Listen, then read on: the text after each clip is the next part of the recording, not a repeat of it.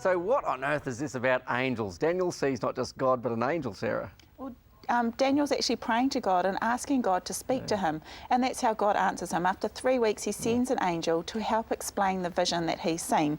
So we find this in chapter 10, verses 10 to 12. A hand touched me and set me trembling on my hands and knees. He said, Daniel, you are highly esteemed.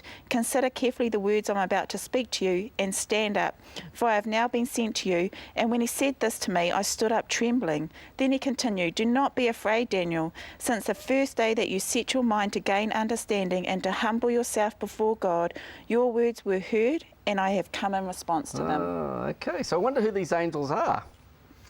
Yeah, James, as we go through to Daniel 10 and we look at verse 13, we get a real interesting picture here. It says, but the prince of the kingdom of Persia withstood me 21 days. So here this angel being held back by some sort of a power behind the prince of the king of Persia. And it's not until Michael, or in Hebrew, Michael, the one who is like God, or the one who is God. Okay. So that's what Hebrew word... Michael actually is the one who is like God. Okay. And so here we believe that's Jesus, and here is Jesus who intervenes in this conflict. And this conflict is a behind-the-scenes conflict. And it's a conflict between the forces of good and evil over events taking place on our earth. Okay, so who are the angels? The angels are other created beings who have intelligence. They live in the same dimension that God does.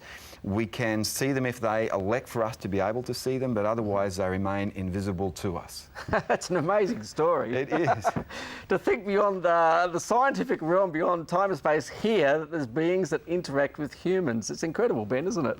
Well, the Bible just talks straight out about it. It doesn't leave it a mystery. It says in Ephesians chapter 6, our struggle's not against flesh and blood, but it's against the powers of this dark world. And so put on the full armour of God. And so here in Ephesians, it's talking about these things, even though we can't see them, as reality.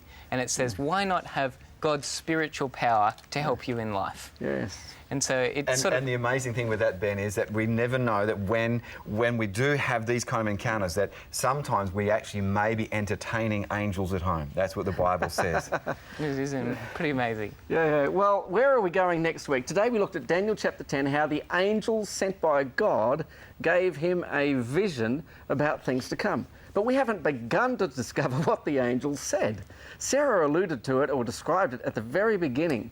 She said that the angel would tell him the story of a great war between good and evil that would rage for a particular length of time. And at its very conclusion, describing events that are happening in our world today, this is then followed by a resurrection, the rising up of all those who have died, believing and faithful to God. It's just the most incredible tale. You're not going to find this preached in most churches around New Zealand this weekend. It's a unique opportunity to grab your Bible, to get yourself ready, and to begin to explore Daniel chapter 11, so that when you come back next week, we'll be able to explore it with good intelligence together. I look forward so much to seeing you as you discover the wonderful things about God. Well, until then, have faith. You see, despite your largest questions, God sends answers with love.